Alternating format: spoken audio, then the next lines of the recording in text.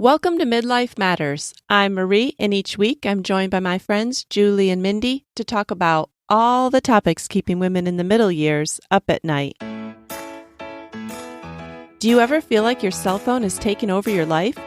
This week we're talking about digital minimalism, unplugging from social media, and reducing the time we spend in front of screens. Join us as we talk about what we do and don't want to do to have a more focused life in a noisy world. Let's get started.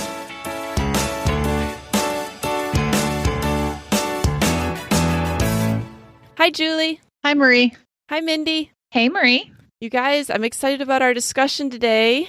It's kind of a little bit of a boring topic, you think, on the surface, but I think it's going to be really interesting when we get into it. Digital minimalism. Woohoo. Yeah, when you guys hear that, are you excited?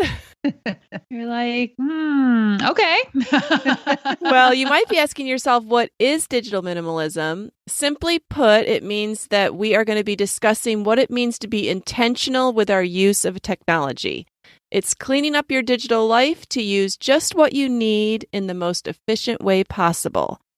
You question whether a piece of technology like email, social media, internet is adding or removing value to your life. And I don't know about you guys, but it seems like phones are no longer playing the minor role for which we initially got them, just to make calls. Have you noticed how it's changed? I mean, how long have you guys had cell phones?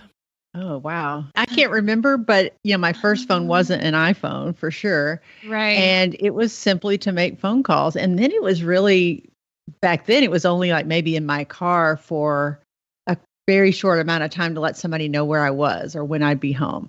Right. Not for conversation, not for chit chat. Yeah. Mindy, do you remember when you got your first phone? I do remember when I got my first mobile phone. It was a really big deal. I was already married. I mean, I was already a newlywed. And then I didn't get my first smartphone until I had kids, for sure. The three of us, I'm sure, have had quite the transformation. How about you, Marie? Yes. Well, I think my twins were babies or maybe toddlers, probably about 15 years ago. And It was at the time where my mother-in-law, she was on the Verizon plan and you could add family members for $10. Yes. And so I think she decided, oh, well, we'll put Marie and Steve on there like as a Christmas gift. Right. And that is amazing to me too, because cell phone bills used to be so small. Like she literally spent $100 for the whole year for us to have a phone. Now, that's right. Yeah. Now it's unbelievable. But yeah, so I mean, cell phones, they've become such an integral part of our lives. We cannot hardly even remember when we didn't have them, but they've slowly taken over more and more. They're just like a little computer in our hand, really. Now so much that, even kindergartners expect to have a cell phone. Yes. Which is baffling to me. Right. Well, we definitely feel a certain pull towards our screens, and everyone else around us is on their phones.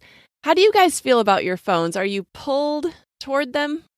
I don't like to admit it because I think I'm beyond that, but I am. It's hard to resist if it's there, if it's in my hand. And I've gotten to be where I feel like it needs to be there because I need to be reached. I need to be accessible. People get upset in my family. Yes. When they say, Mom, I've called you 5 times. Where are you?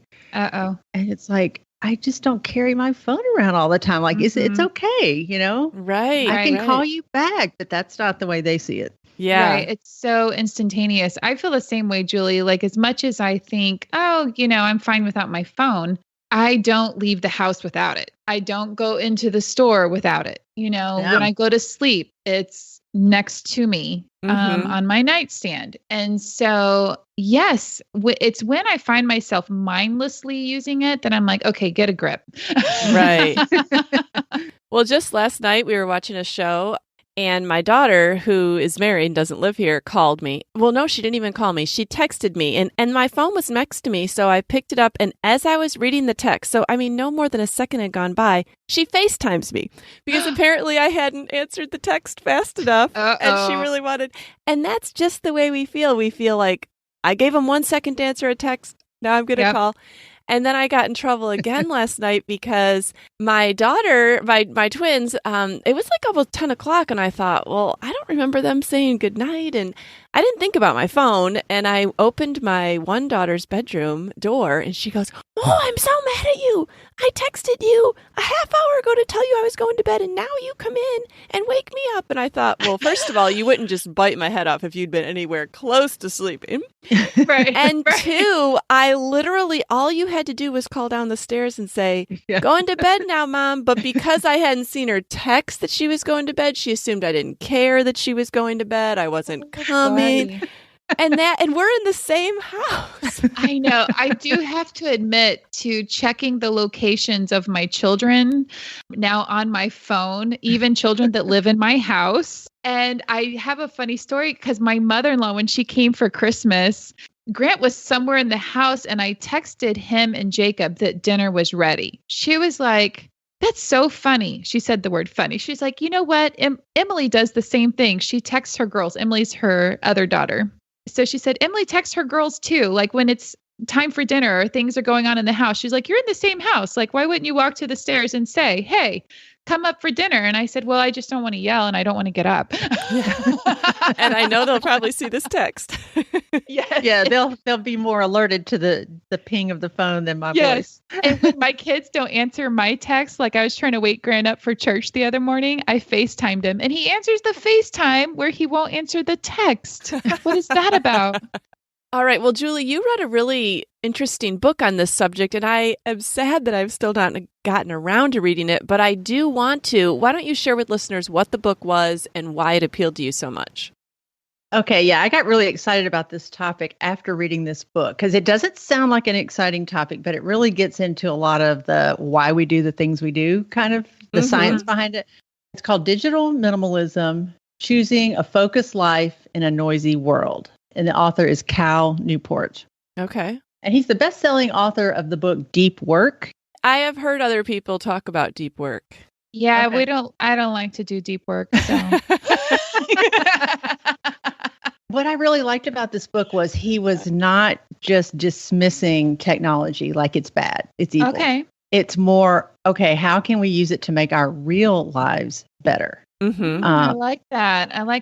Because I think being on the older end of things, it's easy to just say it's bad. I wish we didn't have it. I wish we could go back to the way it was without it. But it is a fact of life. It is here to stay. So how can I make the best use of this? Like Marie said earlier, we weren't prepared for the effects of it because we signed up for it as a phone to make phone calls. Right. And right.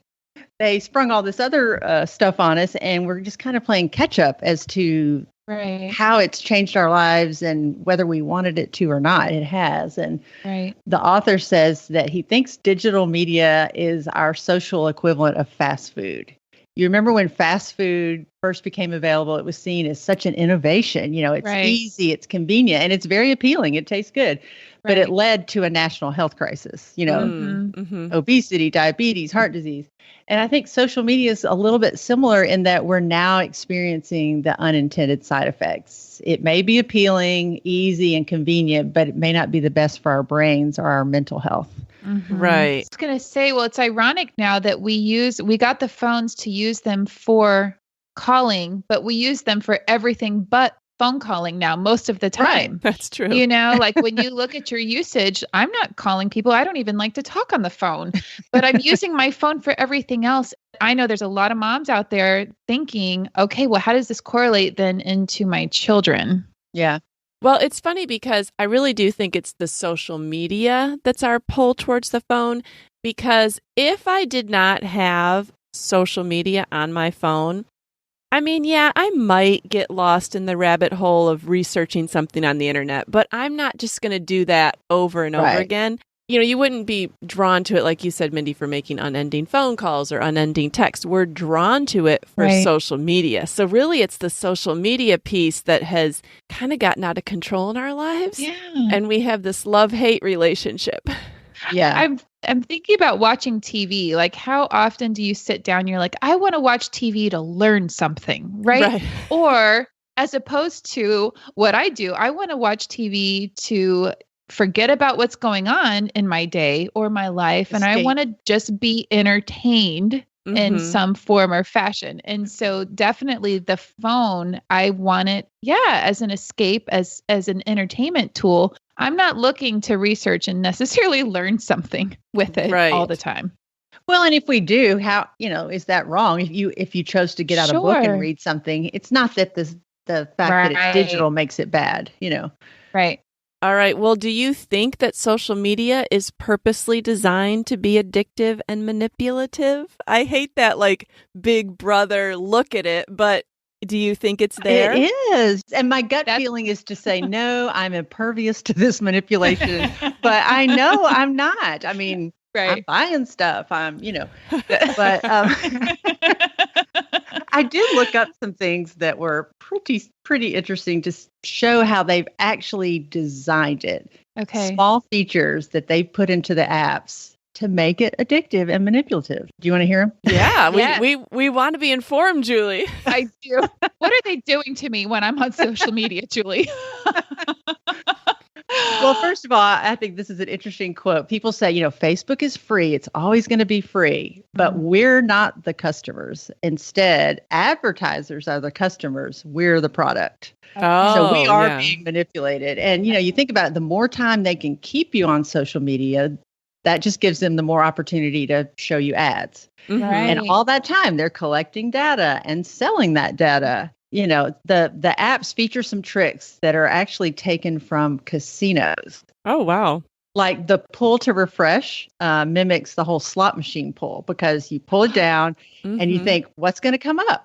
What is it going to be something good? Is it going to be something bad? It's that unpredictability that keeps you pulling that down because you want to see what's coming up next. So interesting. And, casinos have really researched this. They know how to get the most money out of people and how to keep you in there as long as they can. So another thing is, once they've got you on, they want to keep you there. So if you've noticed, social media feeds are bottomless. You don't get to the bottom of a page. Because when you got to the bottom of a page, you could say, oh, I'm done, or I'm not going to go any further. You would be forced to kind of make a choice. Right. But they're just endless. You could just going and going forever. Right. Oof. Yeah. Also, the like button. I barely remember Facebook before the like button. Oh, that's But apparently true. that was a big game changer. Did they not always have the like button? No. They didn't. I actually remember when that first came out. Yeah. Yeah. Really plays on your desire to have your comment, your post validated. And it also kind of plays on the whole desire to keep score, like how many likes, how many. Oh, yeah. It puts a little competitive edge in there, too. Oh, wow. So, social media isn't designed with our long-term happiness in mind. No. Oh, man. And we have designed been to capture in. as much of your attention as possible. Right. Well, do you think that it's like evil, like out to get us? I mean, I don't see, I just see it as a business, and a business is designed to make money at other people's expense. So Right. I think it's time to realize, well, maybe we're the fools for letting them do it. So how can we be smarter? How can we, like I said, we're playing catch up. We didn't know all this was happening, but now that we do, now that some research is coming out, and I even read that there were some advocacy groups coming out to protect children and to kind of minimize this whole addictive quality of social media. Okay. Yeah, that's one of the things. And, people like grandparents, they'll say, oh, well, I'm glad that wasn't around when I was raising my kids.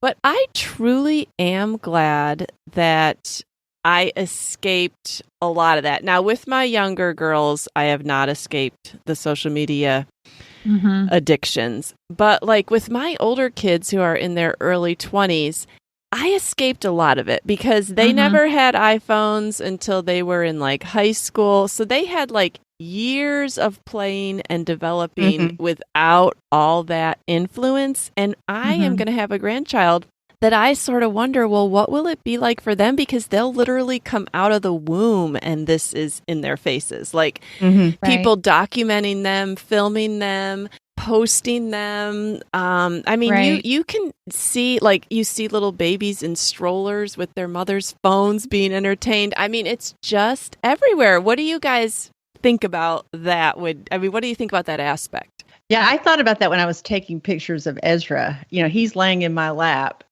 and my phone, I have it on where it makes a click and he looks at it, strangely. And I thought, oh, I just have to be careful that he's not just getting used to seeing the backside of my phone, Right. Like he can't even see my face when the phone's up there taking pictures. Right. It just really made me think, oh, that's really different, he's going to grow up maybe posing or thinking about his image on this, camera. Yeah. Or you see that at like school functions. All of a sudden, all the parents' phones go up. And that's really, someone, has commented before. I don't know if I saw it in a news story or what, but like all the kids are just looking at their parents' phones. Instead of performing for their parents' faces, they're performing for their parents' phones.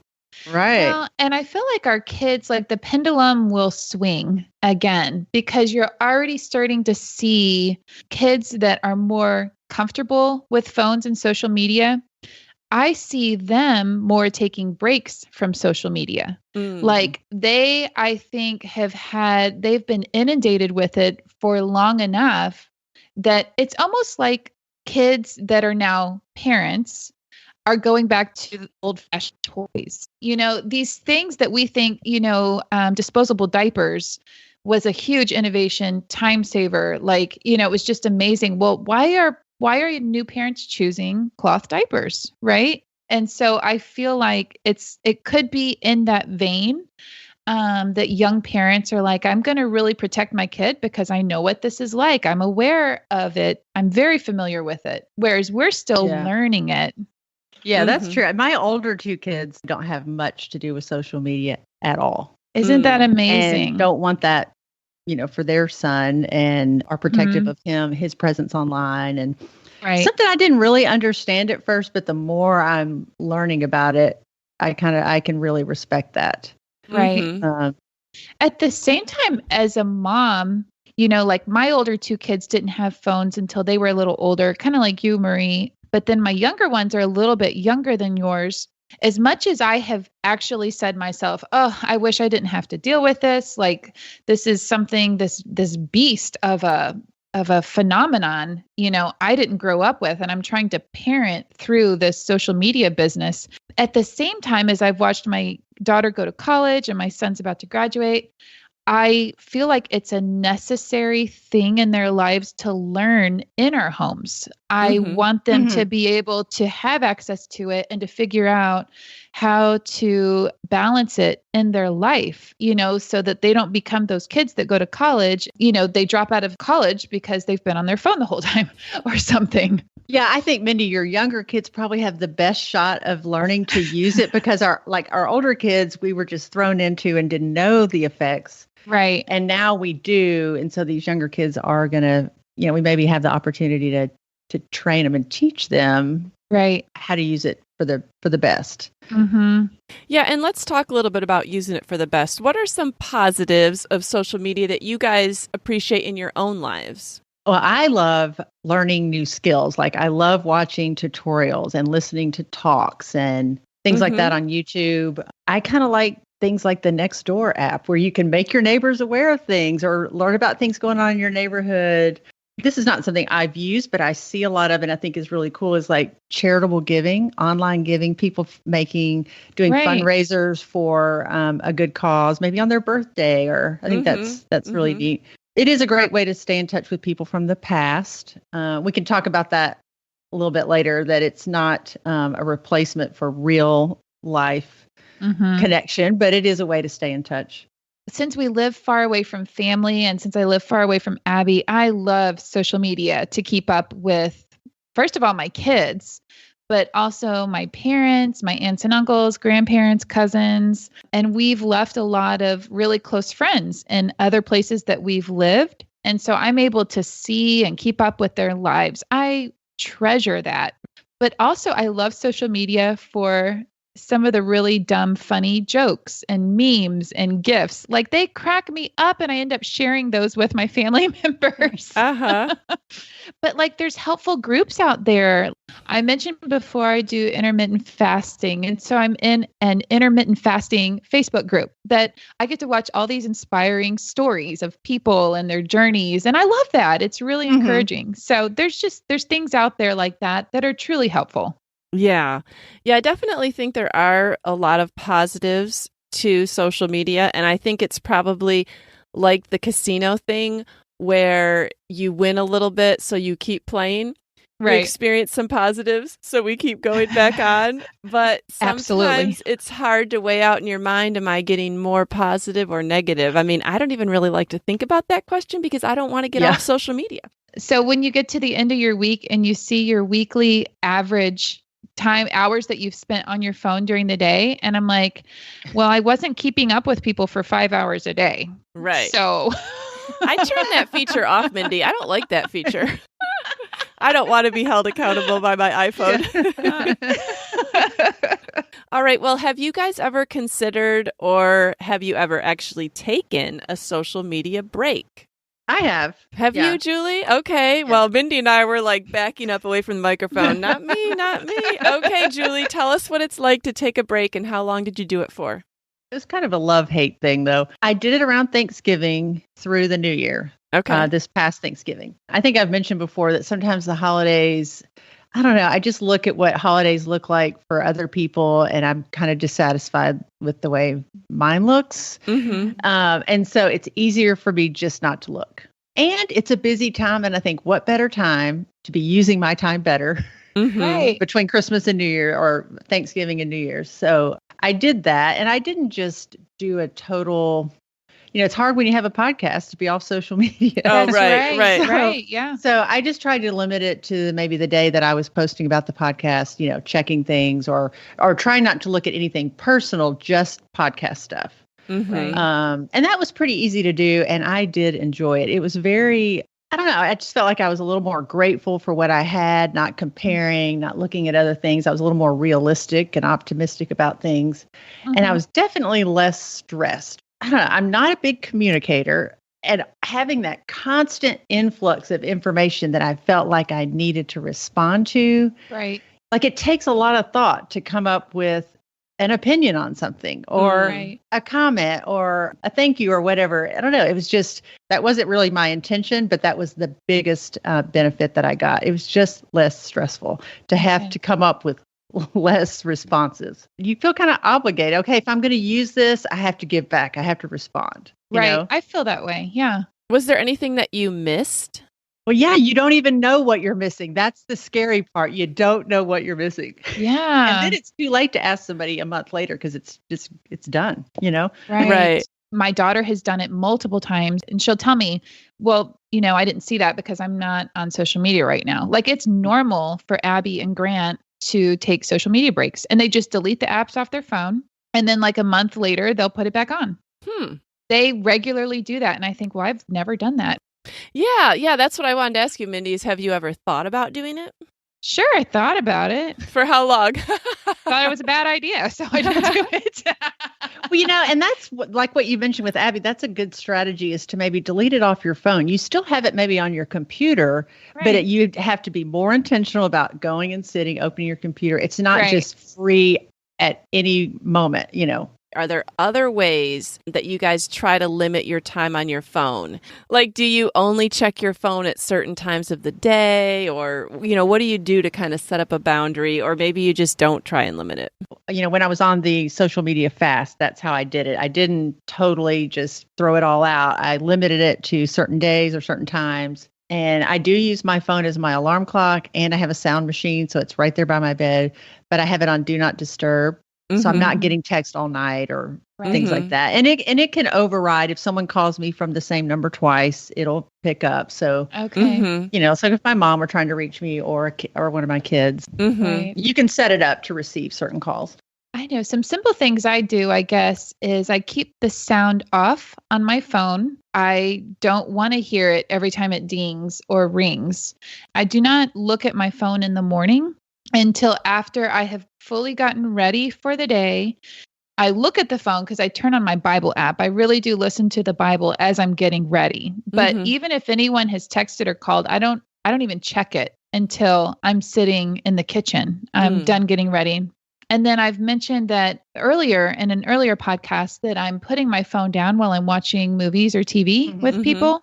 And so I'm continuing to do that. So I think maybe just I'm trying to moderate it in a sense instead of totally abstain from it. Right. So those are just some areas I try to do that. How do you think you could use online connections to deepen offline relationships? Well, this is something the author of the book talked about a lot. And, he said online interactions provide a connectedness, but that's different than real life, real-time conversation that goes back and forth in real time. And that's what we really crave. So he said it's, a good use of online communication is to arrange real life conversations. Right. So the technology is not bad as long as we're using it to improve our real world social life. So instead of just commenting or liking something, call the person, set up a lunch date, meet them for coffee. But I think sometimes once we've hit the like button, we think, I've done enough. I've already dealt with that or whatever, and it kind of keeps us from doing more. This has been very helpful with moving to a new environment, a new place with all new people. I met some friends in a Zumba class at the Y. We take a picture together because it's Christmas. Well, then we're like, we need to follow each other on social media so I can tag you in the picture. Well, then it's been helpful because then we go back to class and we talk about things and we've gotten to know each other better because we don't know anything about what has happened in either one of our lives before this time in our lives, right? So then we come back together once a week for the Zumba class and we're like, I saw that you do this. And it provides more conversation and it's helped me get to know some people here better. So I've actually enjoyed social media for that because it helps provide, topics of conversation that when I see these people once a week or twice a week, I'm getting to know them better. That is a great example, Mindy. I love that. Yeah. Are there things that you won't talk about online, Julie? Politics. Thank you. But I try to think about who is reading my posts. And I have a lot of people, family, friends of friends who don't agree with me don't have the same worldview. Right. And so I want to keep them as Facebook friends so that they maybe can see the positive or the good. You know what I'm saying? Like, I don't want them to just say, I'm unfriending her because of this article or this post. Right. And I think, it's okay to feel bummed. Oh, I can't share this or that, rather than feeling a lot of regret later. Right. How about you, Marie? Well, I definitely rarely, if ever, say anything political because I feel like, am I really going to change anyone's mind on Facebook? Probably not. And I just don't want to get into that kind of a public argument. Like, I'd be more than happy to talk about politics offline, but I just don't really see a lot of good of it coming online. The funny thing is I'm more than happy to read the comments on other people's posts. Oh, those are funny. That's entertainment, right? That's entertainment. I mean, I guess we go back to the question, what would you miss out about Facebook? I would hate to miss out on my deep dives into the comments. I mean, anything out there is so entertaining. I'm like, I cannot believe these people that actually wrote that. I know. And you go back and look at the original post and it's like, wait a minute, they weren't even asking this. Like, it is so far off. Yes. I totally agree, Marie. Very entertaining. I mostly view it as a way to kind of have an online photo album, like almost like, well, if all my stuff burned, I'd still have all the stuff I'd posted on Facebook, which is a lot of pictures and all that. So I kind of look at it as like documenting my life more than me out there trying to be a social warrior. Right. Yeah. That's a great way to put it, actually. Yeah. Very good way to put it. Yeah, it is a great way to another backup for all your pictures. Yeah. Okay, another interesting thing to talk about is why do you think we're so interested in things that are going on elsewhere, not in our own home, when we're sitting right by the people that we can have real conversations with, like what makes us turn away from them and comment about things that are going on elsewhere? Like, why is that so important? What's the draw? I guess I usually feel like a lot of the people in my house don't feel like having a conversation. I live with 3 high schoolers and my husband travels a lot. And honestly, they maybe don't want to have more than a three sentence conversation, but yet you can get lost in kind of like conversing or reading comments or whatever online. Yeah, I was thinking the same thing. Also, it's kind of exciting and there's less of a commitment too. When you're done with the conversation online, you turn it off. Uh-huh. There's something about just texting and not using your voice. I mentioned earlier, I don't care to talk on the phone for some reason that seems difficult to me, but texting is very easy. Mm-hmm. And so I think it's just the time commitment that they both require. I don't know. Yeah. I'm sure there's some psychological reason for that. Yeah. Why do you think it happens to you, Julie? I think it's human nature to kind of gravitate towards the things that are easier, faster, and just require less energy. Kind of like the whole fast food analogy. Right. And therefore, it's just easier to text somebody instead of making a phone call. Or we can like a picture of a friend's new baby instead of going over there to visit. You know, like I think we feel like, I think I've said this before, but just that when we've liked or commented, we kind of delude ourselves into thinking we've done enough to serve this relationship. Okay. Like we're good. And then it keeps us from doing what we really need to do. So I think, and once you get in that trap, Marie, it's like, yeah, I'm just going to make this one comment. And then 30 minutes later, you look up and you've kind of gone down that rabbit hole of just getting lost. Yeah. I think it's just easier to have those conversations than the hard work of real life conversations. Right. Where the people's going to, where they're going to ignore you or answer back in real time and, know, and you have to finish it or, it's just we gravitate toward what's easier. Right. Right. Well, what else in the book, Julie, for digital minimalism did they talk about reducing other than your time on social media? Like, what are some other ways that we could digitally cut down? I mean, they did talk about check email. They included emails, texts, phone calls, just any time that there's just input coming in. With each app on your phone, you can either have notifications on or off. And then there's multiple variations of what type of notification. Does it have a sound? Does it show on a lock screen? And so we really have a lot of choices about how notified we really want to be with our phones. That's and a good within point. Our apps. Mm-hmm. Yeah.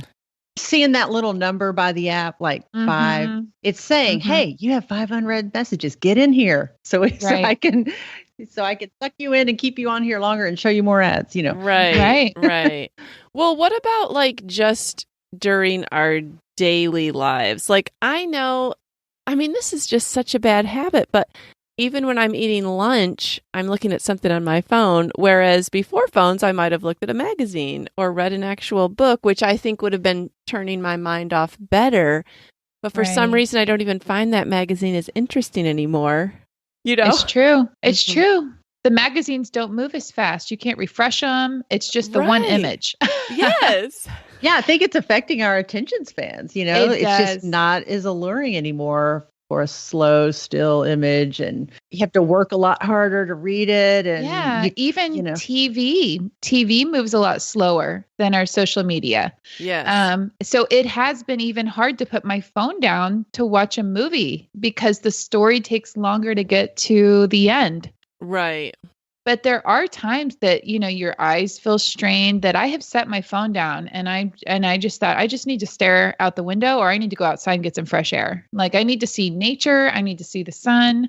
I need to see something other than a screen. Now tell me, like if all the phones disappeared tomorrow, do you think you would like to go back to life before phones? Can't even imagine that. I think I'd be better off. I don't know. I'm not going to say I'd love it, but I think I'd be better off. If all my children lived close by, definitely could do without it. But that is the benefit. That would be staying in touch with her and Ezra and getting to see real time, Skyping and FaceTime and stuff like that. That would be hard to give up. Yeah. If it disappeared for everybody but Abby and my immediate family, my mom and dad, my mother-in-law. So basically, you don't want to. I don't think that we really want to go back to before. And my phones, close friends. Yeah. I think we would like to recapture some of the things about not having phones, but I definitely think overall we secretly like having all this information and access. And it's a hard thing to balance. I mean, what kills me is that if I'm having trouble balancing this in my 40s, how are my teenagers balancing this? Like, how can they? I know that they can't. I really, really wish that high schoolers did not have social media. I think there's even a big difference when my kids went to college in their ability to handle it. But I feel like, and I should even just say in particular, high school girls, social media is very hard. Snapchat, Instagram, all these things that they have, they do see things on social media that make them compare themselves to other people and feel bad about themselves. Whether it's like body image or what they're doing or, their hair or just whatever. I mean, they compare themselves. I mean, sometimes they won't want to post because they perceive this flaw in a picture that I'm like, that's a totally cute picture of you. And yet they won't, I think it's very, very hard for high school girls. Yeah, the perfection element of it all. Mm-hmm. For high school boys, it's been different in my house because each of my boys have, in the past 6 months or so, they've each bought headphones, like noise canceling headphones that they watch like TED Talks and they watch YouTube and they're making TikTok videos and they actually learn a lot of things through their devices, but we could all be in our house. All 3 boys could be sitting at the kitchen island, each watching something separate with their headphones on. Like it can be very isolating. And so for boys, I don't feel like they necessarily have like fear of missing out and they don't have maybe the same conversations as girls, but there's different draws that I don't even, I'm not drawn to the things that they deal with, but I can see how isolating that could be to them, and even within our own home, not communicating with each other because they've got their headphones on and they're watching, something about physics on their phone, which is cool, but still. Yeah, it is very isolating. And you think it's ironic that we're so connected, but kids are more lonely than ever, more isolated. Suicide rates have gone up, I just think they have to be linked. It's just not a coincidence that these two are happening at the same time. I totally agree. Yes. It's something that I don't think we as parents really even necessarily know what to do about. Like we see it, but we don't know what to do about it. Like you get frustrated. I get upset. I'm like, take your headphones off. I'm trying to talk to you, or your brother's sitting right there. Like talk to him. Right. So, it's not so much that what they're doing is totally fine. It's just what it keeps them from. That it's a substitution for other things. And that's not even talking about all the bad things that, that the exposure and other people. And I mean, there's just a whole world out there of awful things that, can come into our kids' lives through their devices. So, well, kind of summarize for us, Julie, like what did you take away from having read that book? How do you think your life is different after thinking about and contemplating digital minimalism? Well, it just encouraged me to take breaks periodically. I'm very black and white, kind of all or nothing. So my tendency would be I'm throwing this out. Abstain. Right. Yeah. And it's like, no, there's good things. I just need to make it work for me and not let it control me. Right. I need to be in charge of it. To see the good parts of it because they are there and just to pray for my kids and grandkids. Right. And how they're going to maneuver this world, this online world, because it is definitely shaping who they are. And I'm very thankful that it was not around when I was a parent of young children because for fear of how distracted I might have been. Right. Even when I think about the driving, I'm about to put 2 high school girls on the road this summer. Yes. Oh my goodness. And the phone is sitting in the seat right next to them. And you can say all you want. Well, don't text and drive. But the fact is, I mean, Julie, just I think a couple podcasts ago, you were saying, and I save my phone calls for when we drive. Like, we are distracted when we drive now. Mm-hmm. Adults, kids, everyone. To pretend otherwise is to stick your head in the sand. Yeah, even if you're not holding your phone, even if it's hands-free, it's still a distraction. Yes. And so I fear for that distraction. You know, when I put my oldest on the road, she didn't have a smartphone, I don't think. I never even had to think about that. And now with my two youngest, I am having to think about that. Yes. Yeah, my oldest daughter, when she started to drive, she drew out maps to all the places she wanted to go. She had a little paper map book in her glove box of how to get to these 5 places. Yes. Wow. I mean, they could not even be talking or texting. They could just be listening to MapQuest. Yeah. That could be enough of a distraction. So, yeah, it's scary. So listeners, I don't know if we've, solved any great things about digital minimalism, but hopefully we've provided just a way for you guys to think about digital minimalism in your own life and how we've kind of thought about it.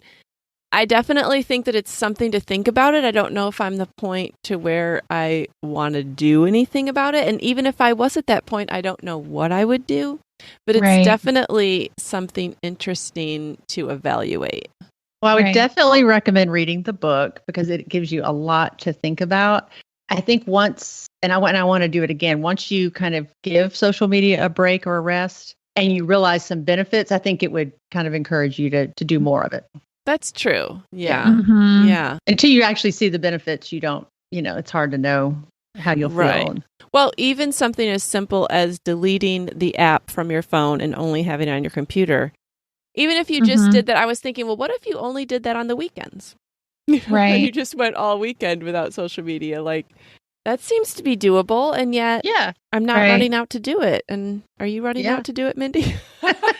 I think with everything, and this is just one of those things you have to evaluate in your own life. How important is it to me? Is this, something that I could live without? Is this in check? Am I replacing real life conversations and, getting to lunch, going to lunch with friends, or just live conversations? Am I replacing those with online relationships? I think you just have to evaluate where you're at and see how happy you are. Julie, I like that you mentioned that you were less stressed. You were happier. You were more peaceful. You were more content, even with not being on social media. I remember before social media, when I was pregnant with Jacob, I experienced sleepless nights. I had never dealt with that before, but I remember watching HGTV all night long because I couldn't sleep. And I remember how discontented I was. Like, everything in my house needed to be changed. Yeah. I needed to do a project in every room. I was like, I need to lay off the HGTV because I'm so discontented with my house. Well, it might be something like that. Mm-hmm. If you find that you're really discontented, maybe give it a break. Maybe unfollow a couple of people, who knows? Yeah, this is something we hadn't talked about, but I like to follow. A lot of people that I follow are people I don't actually know. Mm-hmm. I'm following an interest more than I am the person. Right. I love to follow travel sites. Yes. And I follow NASA. Mm-hmm. I follow a bakery in California because I want to learn to make sourdough bread. And I follow a watercolor artist. And that's who I really enjoy looking at more than just people I know. I'm learning something. Absolutely. I love looking at designs for kitchens and houses and color combinations for rooms and things like that. So yeah, definitely your interest in, fashion. I've mentioned that before. Yes. Hair, it's funny because you look at my phone and then I look at my husband's phone and it's all sports related. It's Yeah, that's so funny. All right. Well, this was great. Listeners, if you have any thoughts on digital minimalism, if you have ever tried a social media fast or break, anything that you'd like to share on this topic, we would be so interested in. Email us at midlifematterspodcast@gmail.com or come and find us on Instagram at midlifematterspodcast. All right, ladies, it's time to get to our I'm a Fan.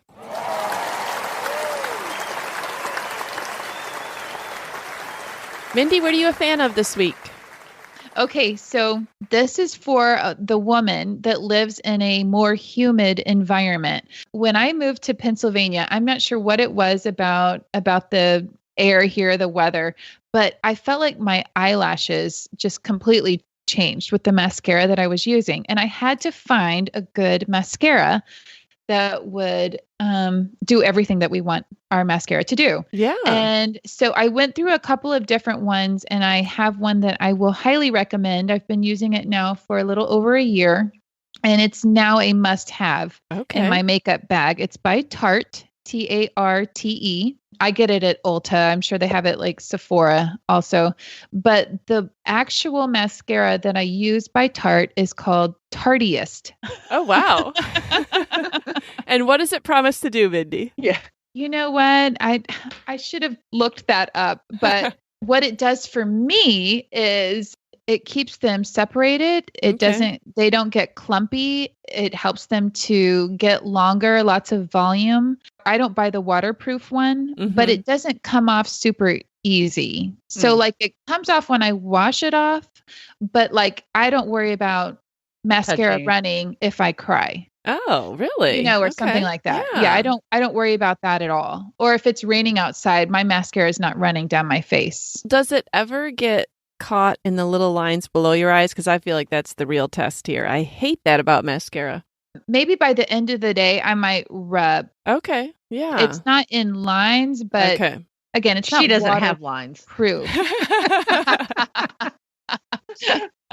Yeah. No, that would be worth a try. And the nice thing about Ulta and Sephora is that if you don't like it, you can return it. That's exactly right. Julie, what are you a fan of this week? Well, I'm just going to say Digital Minimalism, the book by Cal Newport, just because we can put it in the show notes, the link, and hopefully people will want to read it. I definitely do want to read it. I think I may be on the wait list at my library to be able to listen to it, but I do think that it would probably be interesting for me to listen to. I'm a fan this week of another audiobook. I saw someone else recommend this book. It's called The Only Plane in the Sky, An Oral History of 9/11 by Garrett Graff. Ooh, that sounds good. Yes. And, it's been 18 years. And it says over the past 18 years, there's been a ton of things published about this. But this is more than just a collection of eyewitness testimonies. This is a historic narrative of how ordinary people grappled with extraordinary events in real time. So I have just been fascinated by a father and son went to work together every day. They worked in the towers. One thought that it was nice enough to ride the ferry that day. One thought it was too cold.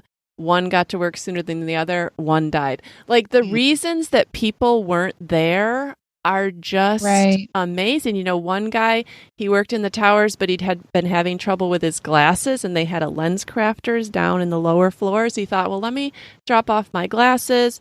I'll pick them up as I leave this afternoon. While I was in the examining room of lens crafters, the plane hit, but he was down low enough that he could get out. There's so many stories. And then all the stories of the rescue people. I didn't realize how many generations would be in the NYPD and the fire department, dads and sons and brothers and families, would serve, and just, it hit so many people. And the stories of these rescue fighters going up while people are trying to come down, they're going up to their deaths. I mean, it's just amazing. And, 9/11 was before we had access to the internet or, news the way we do now. I mean, of course, if you were an adult, you remember exactly where you were, but you really didn't get to hear all this. At least I didn't. The way I might have heard it now, if it happened now with, all the news that there is. And so there's so many things that I didn't know about that day. And it even covers the strike on the Pentagon and the crash in Shanksville and interviews all these people. It's really, really interesting. So I highly recommend that book. It's called The Only Plane in the Sky, An Oral History of 9/11. And I'm listening to the audiobook of it. I think either one would be really good. Yeah, I think I would like that. Fascinating. Yeah. I would too, because that's recent history for us. We were living when it happened. At the same time, you said it's been 18 years. I can't believe it's been 18 years. It's like it was yesterday. Right. That would be a good one for listeners to check out. You guys have certainly challenged me today, and I'm going to take a look at my digital minimalism, and I know listeners will too, and I know there's something to be gained from cutting back. I think we all can say and agree on that. Right. It's great talking to you. We'll see you next week. Yeah, you guys too. See you later. Talk to you later. Bye. Bye. We're so happy you joined us today. If you'd like to get the show notes for today's episode, please email your name and address to midlifematterspodcast@gmail.com and write show notes in the subject line. Also, please tell a friend about the show and help them hit the free subscribe button on their favorite podcast app. Be sure to follow us on Instagram at Midlife Matters Podcast. That's where we post pictures and stories about all the things we talk about in each episode. Thanks for listening, and we'll see you next week.